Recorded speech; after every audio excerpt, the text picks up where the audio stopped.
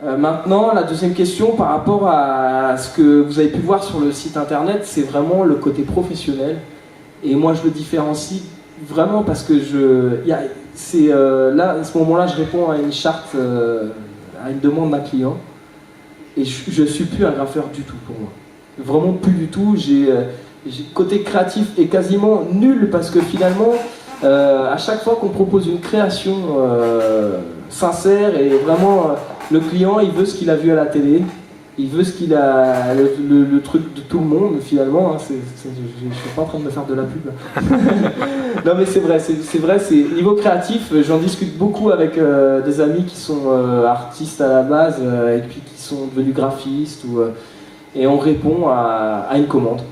Et puis souvent le client il nous laisse plus ou moins libre à la demande, on fait une maquette et puis on crée, on se dit ah ça y est je vais pouvoir faire de la créa et on se dit oh la maquette elle est géniale, je suis fier, je vais la montrer au client et puis ah ouais mais j'aurais préféré plus comme ça et puis plus comme j'ai vu l'autre fois, non finalement on refait ce qui a déjà été fait et c'est le côté un petit peu carré et puis, maintenant, c'est vrai que j'essaye toujours d'imposer plus ou moins un style quand même, parce que je veux qu'il y ait quand même une part de moi-même là-dedans. Et puis de temps en temps, on arrive à trouver une personne qui veut qu'on travaille pour elle parce qu'elle a apprécié l'état d'esprit, elle a apprécié le travail. Et puis du coup, on arrive à faire vraiment un travail personnel et dont on est satisfait à 100%. Et je reviens même sur la question précédente par rapport au cadre 3D, à l'infographie 3 dimensions que j'ai faite. Et ça, c'est vraiment un travail vraiment personnel parce que j'ai commencé le graphe, il y a beaucoup de styles dans le graffiti.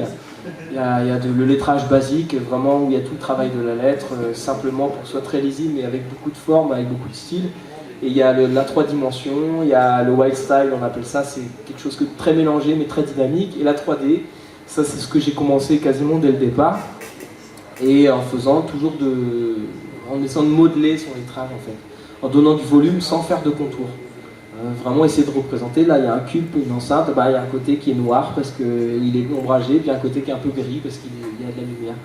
Et c'est juste de la logique pure en fait, quoi. C'est de l'observation et moi j'ai toujours adoré ça avec beaucoup de couleurs et j'ai essayé dernièrement de travailler ça parce que j'ai découvert des logiciels qui pouvaient me permettre de le faire en impression et tout ça.